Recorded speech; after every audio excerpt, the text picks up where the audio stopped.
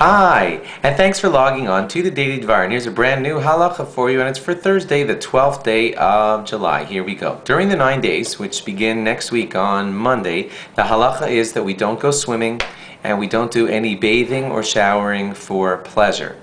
Now, what this is going to mean in actuality, and it's people differ on how strict they are in this rule, here's what it boils down to. A shower with full hot water and all the stuff that you like to use, which is partially for enjoyment, is not supposed to be taken during the 9 days. If you need to wash yourself to remove dirt or perspiration, that's allowed. But what you would do is set the water such that it's not on your most comfortable temperature.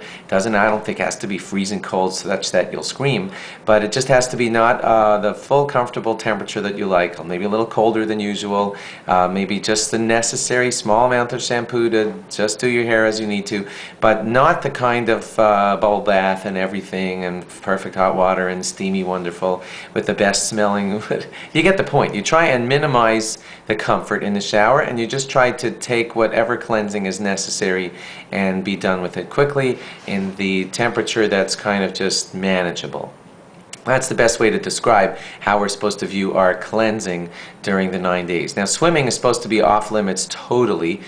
Some camps, even Orthodox ones, will sometimes decide if it's very, very incredibly hot outside, they might actually have an activity where the kids will get all sweated up and then allow them a short dunk in the pool just to get the sweat off of them. That too, if you're going to plan on such a thing, consult with the rabbi. There's wiggle room for heter for such a thing, but generally we try not to do any swimming during the 9 days. For people who have any medical conditions and find that they have to wash for those reasons, usually speak to your rabbi and he will probably allow you to do that, but get specific recommendations for your specific conditions. Same thing would be true for anyone who, let's say, needs to use the mikvah, needs to wash off for those reasons. Those are all allowed when necessary.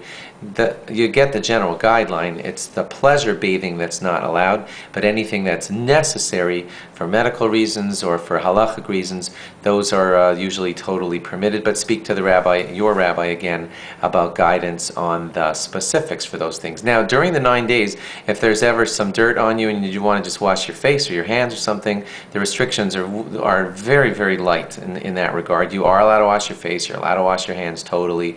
It's just the full bathing for pleasure that's considered off limits during the 9 days. As far as Erev Shabbos and how comfortable and how perfect your shower can be for Erev Shabbos, there are varying degrees of leniency on that too, since it's done for the honor of Shabbos. Also speak to your rabbi about that, but there, in generally, everything goes to like one notch more of full bathing, closer than what you were doing during the 9 days because it's done for the honor of Shabbos. Thanks for logging on. Log on again tomorrow for more. Bye-bye.